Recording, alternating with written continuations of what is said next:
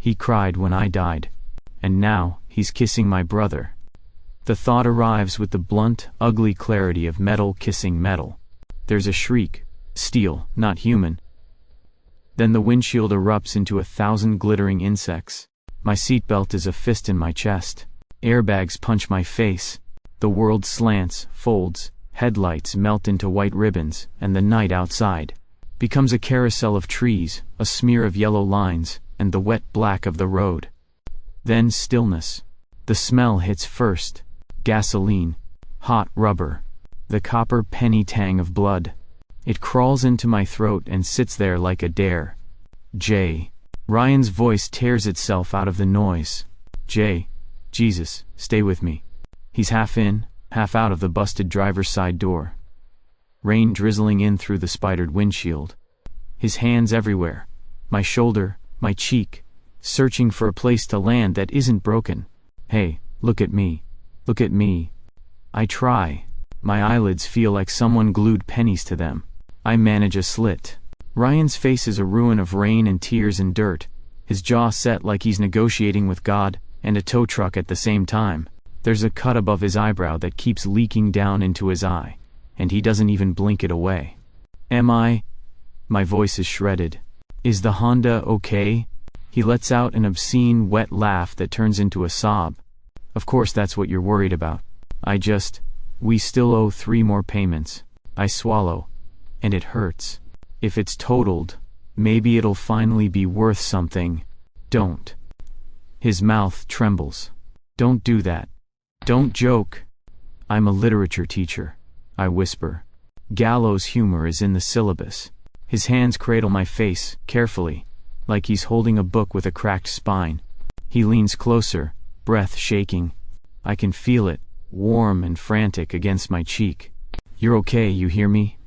People survive worse. They'll be here any second. Sirens thread through the rain. I try to follow the sound.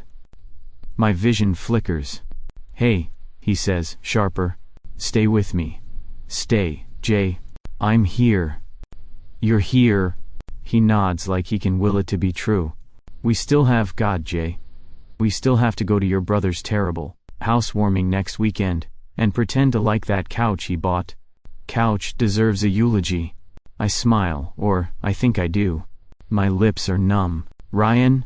What? Love you. His face breaks open.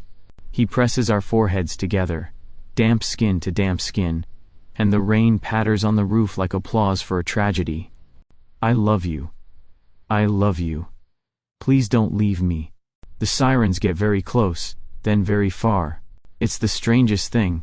Like the sound is a tide and I'm a rock, and the water keeps deciding whether I'm worth touching. Hey, I say, because the dark is creeping in like fog over the surface of a lake, and if I don't tie myself to his voice, I'm going to drift. Remember that line you hate from that poem? The one about dying into sleep? I don't hate it. You said it was pretentious. I said you quoting it during arguments was pretentious. Semantics. My chest stutters. The air is heavy, syrupy. I cough, and the cough doesn't go anywhere. This feels like that. Like falling asleep with you talking in the next room. I'm right here. Not the next room. Right here. His thumb runs over my cheekbone, a steady back and forth that keeps time with nothing except the shape of his love. Somewhere someone shouts. Boots splash. The rain smells colder now. My fingers try to curl around his wrist and get halfway before surrendering. I'll find you, he says suddenly, fiercely, like a vow he didn't know he had in him. Jay, I'll find you. Do you hear me? I'll walk through every life. His voice fractures. Just, don't make me. I want to say okay. I want to say I'll hold him to it. I want to say all the right words, the ones I grade my students for finding, the ones about loyalty and devotion, and how love is a verb, not an accident. What comes out is a rasp of a laugh, because I'm me, and even the end gets a joke. At least, cancel the gym membership. If I don't make it, don't let them keep charging you in the afterlife. His tears fall onto my lips, like a blessing I didn't ask for. The dark rushes in, soft as velvet. I let it. I wake to a ceiling I've never seen, and a heartbeat I don't recognize. The steady thud is there first, not mine, not really. Louder, heavier, centered somewhere odd. I open my eyes. The ceiling fan is slow and lazy, the kind of fan that has seen things and refuses to hurry for them. A window leaks pale morning light onto a dresser with a chipped corner. A plant in the windowsill leans toward the sun, like it's gossiping. My mouth tastes like a hospital, and someone else's toothpaste. I sit up too fast. The room spins. My body is wrong. Longer in the legs, narrower in the shoulders, the weight distribution a stranger's math. Panic flares, hot and mean. And I slap a hand against my chest as if I can fix the equation by patting it. The hand is not mine. It's broader. A faint scar crosses two knuckles. A white hook, healed long ago. There's a line of ink at the wrist, disappearing under the cuff of a t-shirt. I follow it up with my eyes. The arm has a dusting of hair I never had. The veins sit higher, blue ropes under new geography. No, I say. The voice is lower, rougher, like someone sanded the edges. No, no, no. I stumble, new feet, wrong feet, to the bathroom. The mirror above the sink waits, square and indifferent. I grip the edges of the vanity until my knuckles whiten. A stranger looks back. He's maybe late 20s. Dark hair cropped shorter than I ever wore mine. Eyes the color of old glass, green-brown, suspicious of the light. There's a small, tired mouth. A jaw that would photograph well. A day's worth of stubble turning the lower half of the face into topography. I force him to open his mouth. He does. The teeth are fine. There's a freckle inside the lower lip that I'm pretty sure I would have noticed if I'd ever owned it. Okay, I say to the stranger. We are not freaked out. We are composed. We are screaming internally. A stranger does not disagree. Memory ripples, sluggish. The road. Ryan. The rain. The joke about the gym. The darkness. Then this. A stretch of blank, like a page I forgot to assign. I splash water on my face. It lands on unfamiliar angles. My laugh skitters, unsteady. Well, I hear myself say, because if I don't cling to humor, I'm going to float away. At least the acne is gone. The stranger's eyebrow tilts up, exactly the way mine used to when students claimed their printers ate their homework. I sag against the sink, heart climbing down from its tree. The panic doesn't leave. It paces in the corner. But I can breathe around it now. I press fingers, his fingers, to the pulse in my throat. It drums on, insistent. I'm alive. Inconveniently, impossibly alive. Somewhere, the plant in the windowsill rustles as if a breeze found it. I look at the mirror and at the not me in it, and feel something open like a trap door. Fear drops through. Resolve clambers up. Hi, I tell my borrowed face. I'm Jay. We're going to figure this out. The fan keeps turning. Outside, a car door slams, ordinary and obscene. The morning presses against the glass like a curious child. I back away from the mirror, careful. The way you back away from a cliff. My phone is on the nightstand. Not my phone. A phone. Black case, a scuff on the corner. I pick it up, thumb lingering over the lock screen. The picture is of a dog with ears like satellite dishes. Its name is probably something like Bean or Commander Fluff. The time reads 7:12 a.m. I don't unlock it. Not yet. Instead, I sit on the edge of the bed and listen to the new heartbeat steady itself. I think about Ryan's promise on the road, the way his voice shook on, "I'll find you." I swallow, and this throat works, and the taste of gasoline has finally retreated. Find me then, I whisper into the quiet apartment, into the skin that doesn't feel like mine. I'm here. The stranger in the mirror got a name, Eliot. It wasn't mine, not really. But it was stitched to the wallet I'd found in the dresser drawer that first morning. Eliot Graham, 28. A birthday I didn't remember. A driver's license photo that looked exactly like the man glaring back at me in the bathroom mirror. So I borrowed it. The way you borrow an umbrella you hope you'll never have to return. A year later, It fits like a coat that still smells faintly of someone else's cologne. I walk the hallways of Crestwood High with a coffee that's too weak and lesson plans that are too ambitious. And the students call me Mr. Graham, with that special blend of irony and boredom teenagers perfect. My classroom smells like chalk dust, spilled lattes, and the lingering ghosts of 1,000 unsubmitted essays. I'm back to being what I was before, an English teacher. Except I'm not before, and I'm not me. Not the me who laughed in Ryan's arms, and made plans about couches and gym memberships. Sometimes I catch myself smiling at a memory, and the smile dies halfway across my face. Ryan used to laugh like sunlight on glass, sharp and warm at once. I remember us sprawled on my old uneven couch, the one his tears stained that night, arguing about whether Austen or Dickens had more wit. He always took Austen's side, just to see me sputter. We had plans, small ones. Rent due, groceries, a trip we never booked because there was always next year. Next year never came. Instead, I got this. A year of playing ghost in a body that doesn't belong to me. Still, routine has a way of tricking you into thinking you belong. I grade papers. I confiscate vape pens. I recite Shakespeare at a volume meant to terrify freshmen. I pretend I don't notice the staff room's pitying glances when I sit alone with my sandwich and my crossword. Life, in all its unremarkable cruelty, goes on. It's on a Tuesday that he appears. I'm erasing the board after second period, white dust streaking my fingers, when the door slams open. A boy strolls in like he owns the place. Tall for 17, all wiry energy, hair falling into his eyes. He doesn't even flinch when a couple of kids snicker behind him. "You're late," I say, turning back to the board. "You're boring," he shoots back, dropping into a seat in the back. The class laughs. I don't. My chalk squeaks deliberately against the board. "What's your name?" "Tommy." He kicks his backpack under the desk. "You'll remember it." He's right. Something about the set of his jaw, the sharpness in his eyes, it hits like a punch I didn't see coming. Not his face exactly, but the feel of it. Familiar. Dangerous. Tommy. I flip through the roster on my desk. Thomas West. The world tilts. My throat goes dry. West.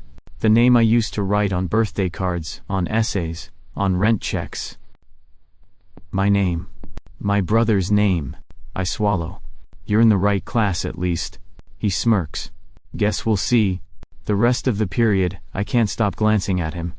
The resemblance isn't perfect, but I see it. The same unruly streak Ryan used to tease out of my hair. The same half-daring, half-wary look I had at 17, before the weight of bills and love and death made me heavier. When the bell rings, the kids scatter like startled pigeons. Tommy lingers, slinging his bag over one shoulder. He studies me, head cocked. "You're weird," he says finally. "Thank you for the feedback. No, like, you don't teach like the others. You sound..." He squints, searching. "Like someone I knew once." My pulse skips. I cover it with sarcasm. "Hopefully someone brilliant and devastatingly handsome." He snorts. "Or just someone who thought he was..." And then he's gone, leaving the door swinging in his wake. I sit at my desk, staring at the abandoned chalk dust on my fingers. My chest aches in a place no one can see. Tommy West. My brother's kid brother. Which means Ryan. The thought burns like whiskey going down wrong. I shove it aside, scribbling half-legible notes for the next class. But Tommy's words echo long after the bell. "You sound like someone I knew once."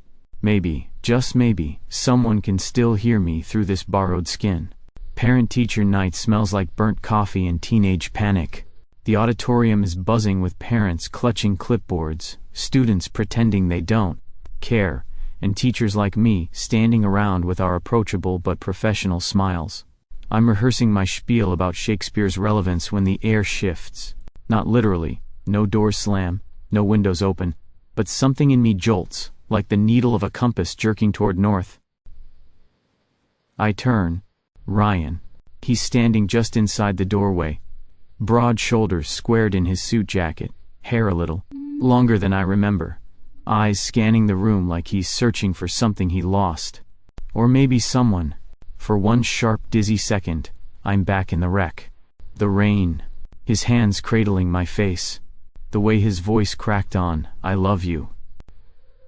I grip the edge of the table so hard the wood bites my palm. "Mr. Graham?" A parent is still talking to me, asking about their son's grades. My mouth moves, automatic rehearsed answers, but my eyes keep flicking back to him. Ryan hasn't seen me yet. He's shaking hands with Principal Vega, smiling politely. The smile doesn't reach his eyes. I know that look. I used to tease him about it, his funeral smile, the one he wore when he didn't want people to know he was dying inside. Then his gaze sweeps across the room and catches on me. It's nothing dramatic, no lightning, no music, just his eyes on mine. But my lungs forget their job. He blinks, frowns faintly, then takes a step closer. "Excuse me," I mutter to the parent, and step away from the table. He's in front of me now, a foot away, close enough to count the faint scar on his eyebrow, the one from the crash, still there, still raw if you know the story. "Hi," he says. His voice is lower, steadier than I remember, but it scrapes the same part of me that it always did. "I don't think we've met." "Ryan West." He extends a hand. It takes everything not to break. My own hand slides into his, a perfect stranger's grip in what used to be the most familiar touch in the world. "Eliot Graham," I say. The name tastes like ash. His eyes search mine, a little too long. There's something unsettled in them. "Do I know you?" The question lances through me. I manage a small laugh. Common face, maybe. He doesn't buy it. His fingers twitch once before he lets go. That's when I see it. The ring, a simple band of gold, gleaming under the harsh school lights. His left hand. I freeze. He follows my gaze, then rubs his thumb over the ring as if by instinct. A faint smile touches his mouth, automatic. "Yeah," he says softly. "Engaged." I can't breathe. Someone calls his name, another parent, and he excuses himself with that polite nod of his. But before he turns away, his eyes linger on me. Just for a beat. As if something in him recognizes something in me. Then he's gone into the crowd. That night, I sit in my apartment, the single overhead bulb buzzing like an insect. My laptop glows on the coffee table, open to Facebook because I'm weak, because I had to know. And there it is, a photo, pinned to the top of his profile. Ryan, smiling in a gray suit. Beside him, my brother, Mark, his arm around Ryan's waist, his other hand proudly showing off the ring on Ryan's finger. Caption, "He said yes." I bark out a laugh that cracks halfway into something else. My chest feels like it's caving in, ribs bending inward. Of course it would be Mark, always watching from the sidelines, always jealous of what I had. My own brother stepping into my grave while I'm still clawing at the dirt. I close the laptop before I can see more. The room is too quiet, too bright. I press the heels of my hands into my eyes, until colors bloom behind the lids. He cried when I died. And now, he's kissing my brother.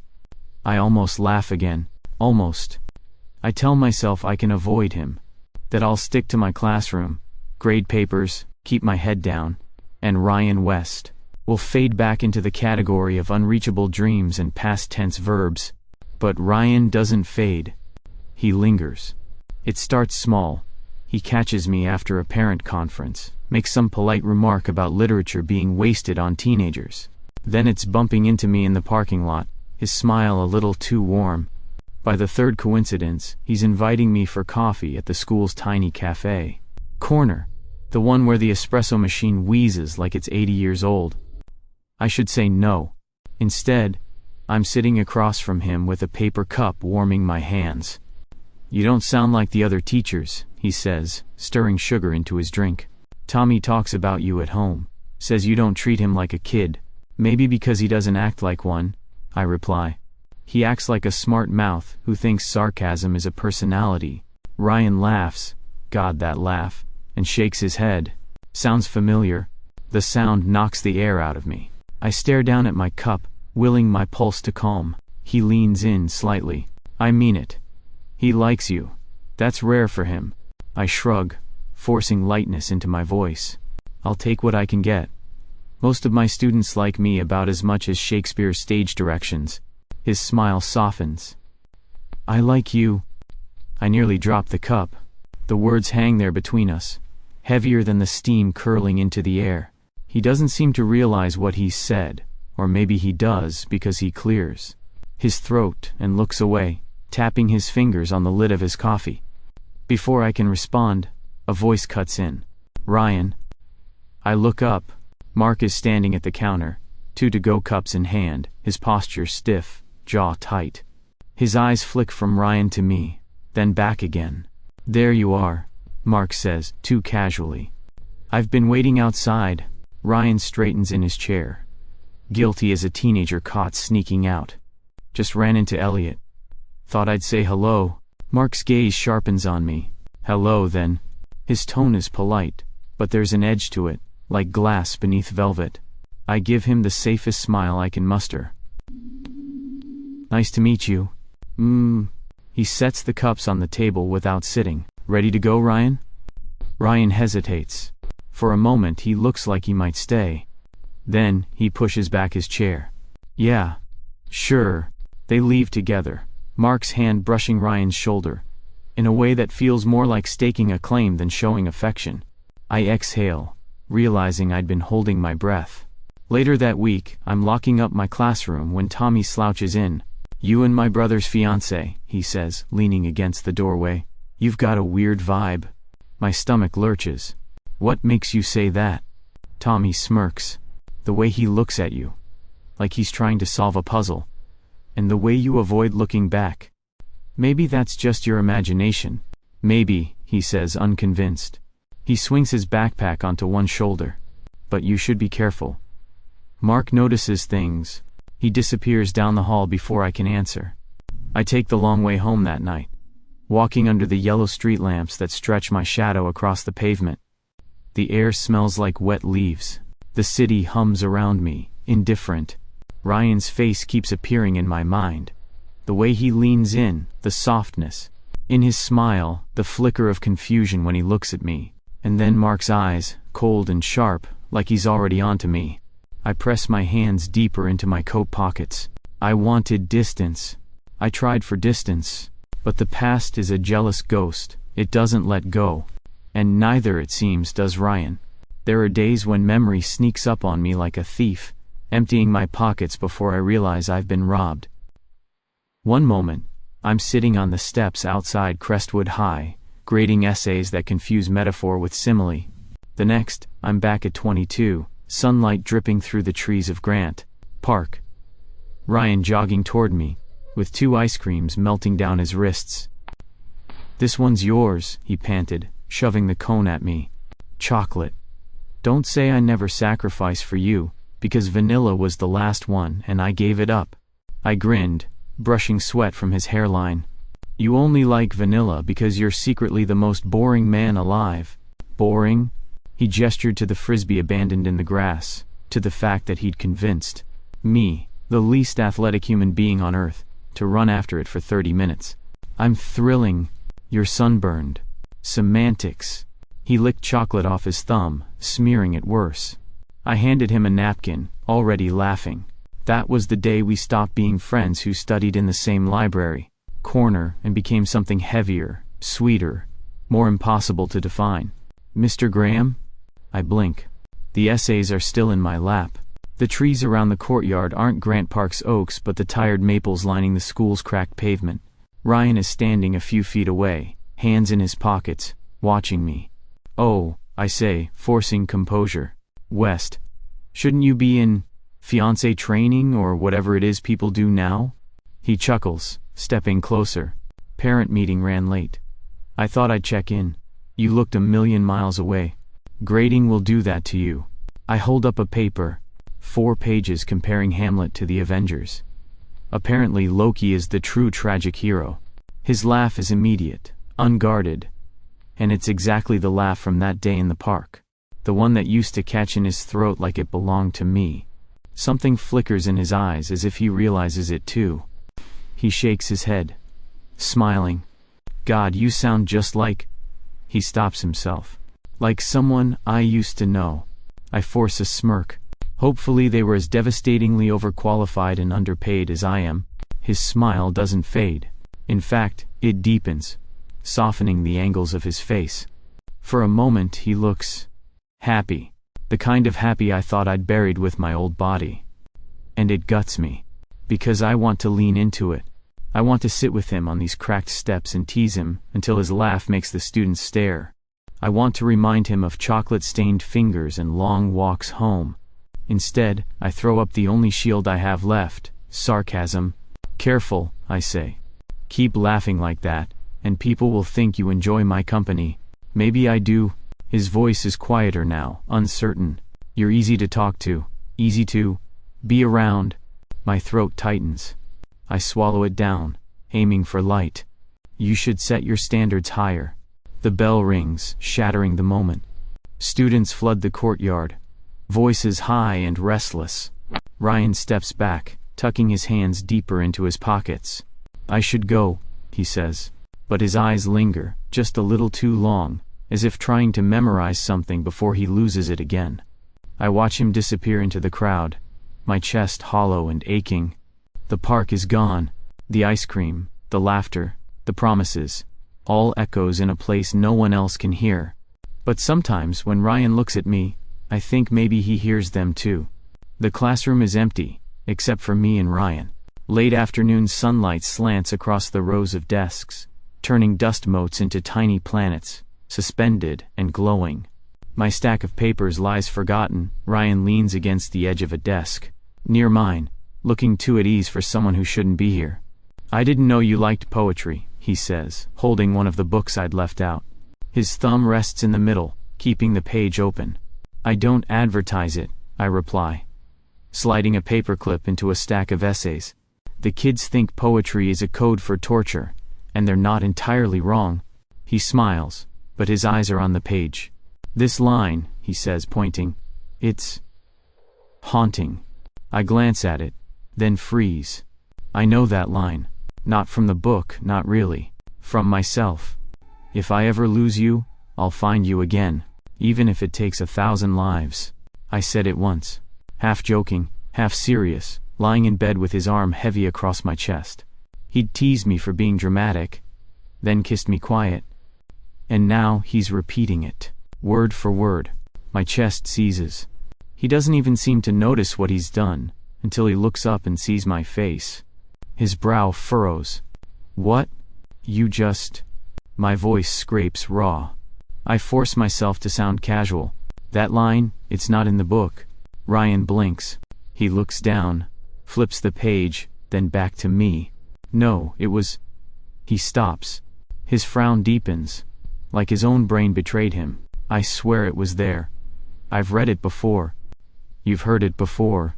The words almost slip out, dangerous and sharp. I swallow them down. Maybe in another class. Quotation boards. Pinterest. He shakes his head slowly. No. It feels older than that. Like it's been sitting in me a long time. The silence hums, louder than the buzzing lights above us. I can't breathe. My fingers grip the edge of the desk until it squeaks. He studies me, eyes narrowing. Why are you looking at me like that? Because my heart is tearing in two. Because joy is flooding my chest like wildfire at the thought that some part of him remembers. Because grief is right beside it, whispering that he doesn't know why. I manage a laugh, brittle as glass. I look at everyone like this. It's my resting teacher face. Ryan doesn't laugh. He's still watching me like I'm the poem. And he's searching for the meaning between the lines. His lips part slightly, as though he wants to say more. But he doesn't. The clock ticks above us. The dust drifts. My body is trembling, invisible but undeniable. Like I've swallowed lightning. Maybe I should go, he says finally, closing the book. His voice is softer now. I didn't mean to. Whatever that was. I nod quickly, afraid my voice will betray me. He lingers a second longer, then turns toward the door. At the threshold, he pauses and glances back. His expression is unreadable, conflicted, like a man hearing music through a wall he can't tear down. When the door clicks shut behind him, I fold forward onto the desk, pressing my forehead against the cool wood.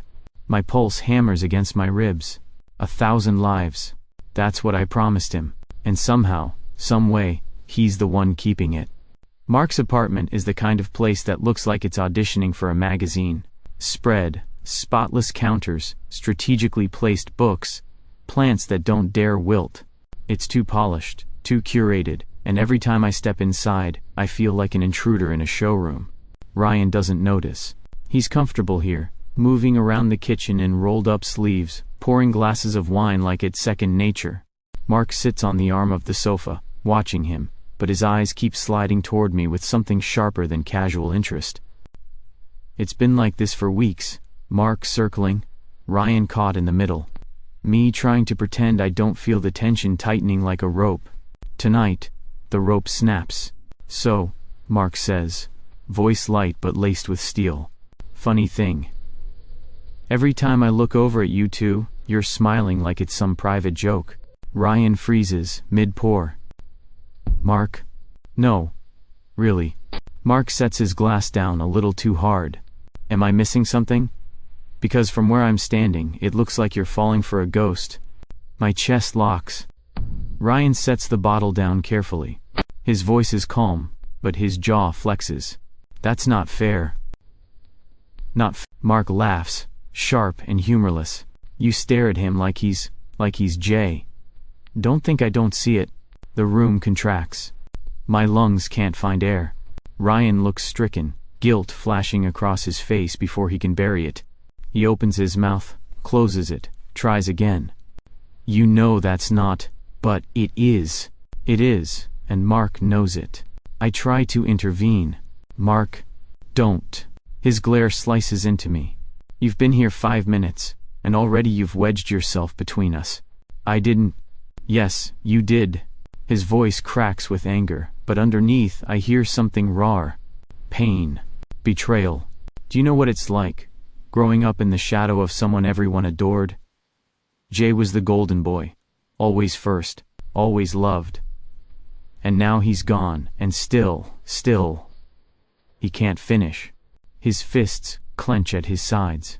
Ryan's voice is barely audible. Mark, stop.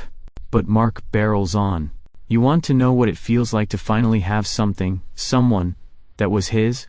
To finally not be the second choice? And then to watch you look at Eliot like, enough, Ryan says sharply, the word cutting through the air. His chest rises and falls, uneven. The silence is a living thing. And then I do the stupidest thing imaginable. Mark, I say softly. Do you remember that trip? The one where Ryan got us lost in Michigan, and we ended up at that broken-down gas station with the jukebox? He kept playing that one Springsteen song until the owner begged him to stop. The words tumble out before I can stop them. My voice dies on the last syllable. Ryan stares at me. His face drains of color. Mark goes still, eyes narrowing, confusion hardening into horror. How the hell would you know about that? I freeze. The blood in my body turns to ice. That trip was ours. Mine and Ryan's. Mark wasn't there. Nobody was. Ryan's lips part. His hand trembles slightly where it rests on the counter. That's... His voice fails. He tries again. That's impossible. I force out a laugh. Brittle as glass. I must have read it. Ryan probably told the story once. No. Ryan's eyes lock onto mine, unblinking, searching. I never told anyone. Ever. Mark takes a step back, as if I've struck him. His face twists, pain curdling into fury. You're playing some sick game. I'm not. Don't lie. His shout echoes against the walls. He's trembling now, not with anger alone, but with something more fragile. Fear. Who are you, Eliot? Who the hell are you? I can't answer. My throat is cement. Ryan's gaze doesn't leave mine. He looks like a man standing on the edge of a revelation too dangerous to touch. His lips form my name, my real one, but no sound comes out. The wine bottle tips over on the counter, spilling dark red across the marble like blood. None of us move to clean it. The masks are gone. What's left is unbearable. The stadium is empty, the bleachers silvered under the glow of the floodlights that never quite got fixed. The track glistens with dew, and somewhere a moth keeps hurling itself at the light pole like it's chasing God. I sit halfway up the stands, hood pulled low, trying to breathe air that doesn't taste like panic. It doesn't work. Every inhale feels like barbed wire. Then footsteps. I don't need to look. I know the sound of his stride, the way I know the cadence of my own heartbeat. Ryan climbs the steps, stops when he sees me. His silhouette is sharp against the lights. Broad shoulders tense, hands shoved deep in his jacket pockets. "You texted. Said you needed to talk." His voice is wary, brittle. I nod, motion for him to sit. He doesn't at first. Then slowly he does. One row below me, turned so we're almost face to face, close enough that I can see the bruise of exhaustion under his eyes. The silence stretches until it hurts. "I'm not who you think I am," I say finally. His jaw tightens. "So prove it. That story, Michigan, the jukebox. How could you possibly know that?" I stare down at my hands. They're shaking. "Because I was there." "Don't," he snaps, too fast. "Don't say that. It's the truth." I force myself to meet his eyes. "I'm Jay, Ryan. I died that night, in your arms. And somehow I came back, in this body, in this life. I don't know why. But it's me." The words fall into the night, absurd and naked. Ryan stares like I've just asked him to stop gravity. His breath comes harsh, uneven. No. Jay is..." His voice cracks. "Jay is dead." I know. The memory claws at me. Glass, blood, his face pressed to mine. I remember every second of it. Your hands, your voice. The promise you made? His eyes widen. "I'll find you, even if it takes 1,000 lives." The silence between us trembles. Ryan shakes his head violently. "You could have heard that from Mark, or Tommy. Or..." "No one else was there, Ryan." My voice breaks. "Just you. Just me. You said it, and I carried it into the dark." He grips the edge of the bench, knuckles white. For a moment, he looks like he might bolt. Then, almost against his will, he whispers, "Say something only he would know." So I do. I tell him about the night he sang Springsteen off-key, until the gas station owner begged us to leave. About the scar on his knee from when I dared him to jump into the lake in November. About the way he used to kiss my temple first, always, like a habit he couldn't unlearn. By the time I finish, his face is buried in his hands. His shoulders shake. "I don't believe this," he mutters. But his voice is shredded. "God, I can't. I want to touch him. But I don't." "You don't have to believe it. Just don't look at me like a stranger. Please." He lifts his head. His eyes are wet, furious with confusion. "You expect me to accept that the man I loved died? And now he's sitting here in someone else's skin?" "Yes," I whisper. "Because it's the only explanation that makes sense. To me, to you, to why you can't stop looking at me like you already know me." He laughs once, broken. "You're insane." "Probably," I say, a ghost of a smile tugging at my mouth. "But so were we. Remember the road trips without maps? The all-night debates about whether love was chemistry or choice? You always picked chemistry. You hated my speeches about free will." His face crumples. He turns away, pressing a fist to his mouth like he can hold himself together. "I shouldn't be here," he says finally. He stands, takes a step down the bleachers. Then he stops. His head bows. I hold my breath. When he looks back, it's with eyes stripped bare. "If you're lying, I'll hate you forever. If you're telling the truth..." His voice fractures. "Then I don't know how to breathe without you." He leaves me with that, footsteps echoing down the stadium's steps. And I sit in the dark, my whole body trembling, heart both breaking and alight, because, for the first time since I woke in this borrowed skin, he almost believed me. The fight begins with the sound of glass shattering. Mark slams a wineglass against the counter so hard the stem snaps, shards glittering across the polished floor. His chest is heaving, face flushed with something that isn't just anger, it's desperation. "You think I don't see it?" His voice cracks against the walls of the living room. The way you look at him. Like I'm just a placeholder until you figure it out. Ryan stands in the middle of the room, hands flexing uselessly at his sides. Mark. No. Mark's eyes blaze. Don't you dare talk to me like I'm paranoid. Don't you dare stand there with his ghost in your eyes and tell me you love me. The room shrinks around us. I shouldn't be here, I know that. But Mark insisted, practically dragged me along, like he wanted me to witness this trial. And now the trial is burning out of control. Ryan's voice is low, steady, but I can hear the tremor underneath. You deserve the truth. Mark laughs, sharp and hollow. The truth? That you were never mine? That I've been sleeping next to someone who still dreams of my brother? The words cut deeper than he intends. Ryan flinches, then straightens. I tried, he says simply. I tried to move on, to build something with you. But every time I look at you, I feel what's missing. And when I look at him, he doesn't finish. He doesn't have to. Mark's head whips toward me, eyes full of venom. Of course it's you. Always you. Even dead, Jay. His voice breaks, then hardens again. Even dead, you win. My stomach lurches.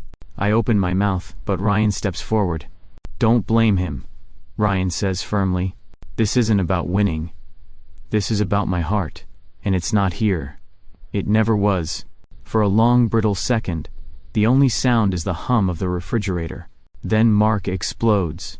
You think I don't know what it's like? I've lived my whole life in his shadow.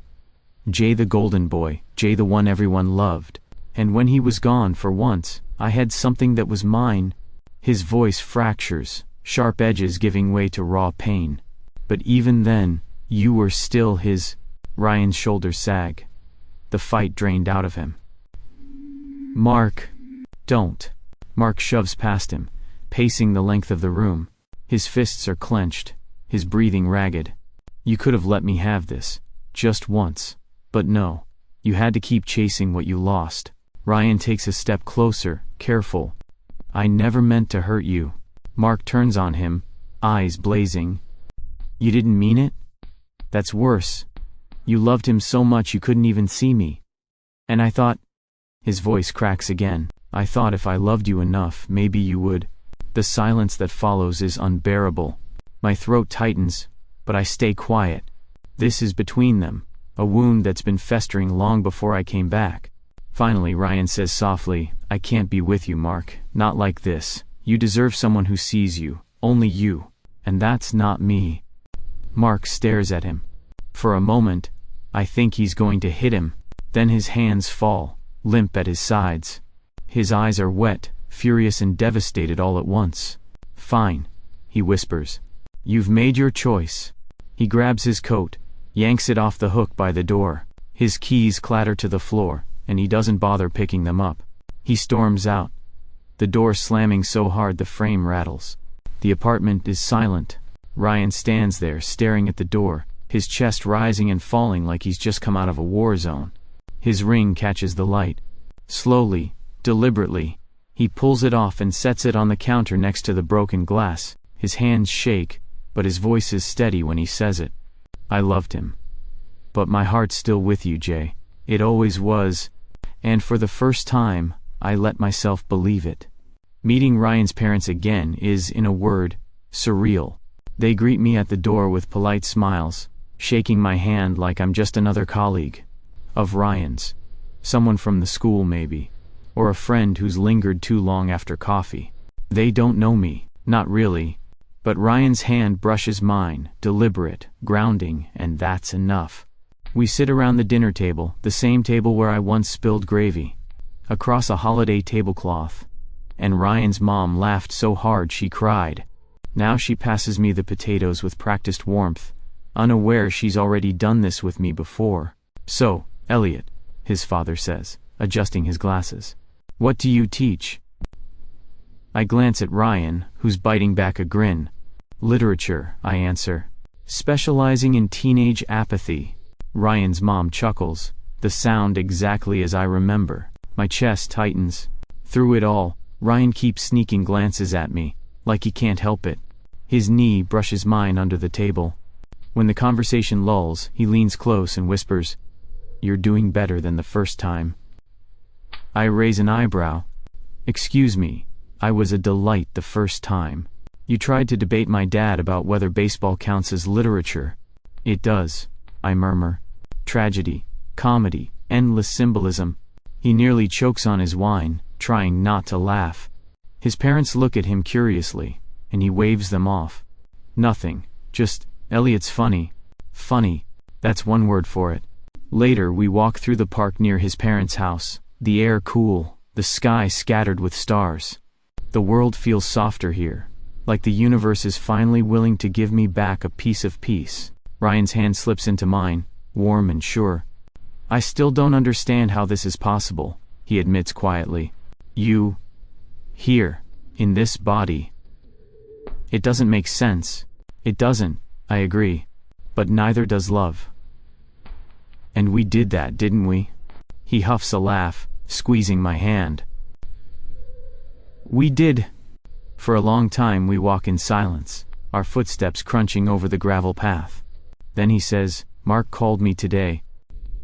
My chest tightens. "And?" "He's leaving town. Got a job offer in Chicago. Said it was time for him to stop chasing ghosts." Ryan pauses. "I think he'll be okay. He deserves that." I nod. "He does." A beat of silence. "Maybe he'll even find someone who quotes Springsteen as badly as you do." Ryan smirks. "Impossible." The breeze lifts, carrying the smell of damp grass and the faint sound of traffic. I close my eyes for a moment, letting it sink in. The weight of Ryan's hand in mine. The hum of the living world around us. The wild, impossible fact that I'm here. Alive. With him. He stops suddenly, tugging me to face him. His expression is earnest. Almost boyish. "You know, my parents really like you." "Of course they do. I've charmed them twice now." "Twice?" I grin. First as Jay. Now as Eliot. I'm basically unbeatable. He laughs, full and unguarded. The kind of laugh that feels like sunlight even in the dark. He pulls me closer, his forehead resting against mine. "I don't care what name you use. You're still you. And you're mine." Something inside me settles, like a puzzle piece finally snapping into place. For so long I thought I was just a shadow of who I used to be. But here, in his arms, I feel whole. Not Jay, not Eliot. Just me. "Good," I whisper. "Because I'm not doing reincarnation paperwork a third time." He kisses me then, slow and steady, the kind of kiss that feels like a promise renewed. When we part, the night seems brighter, the stars closer, as if the universe is leaning in to watch. We keep walking side by side, two silhouettes moving through the dark toward whatever comes next. And for the first time since the crash, I'm not afraid of tomorrow.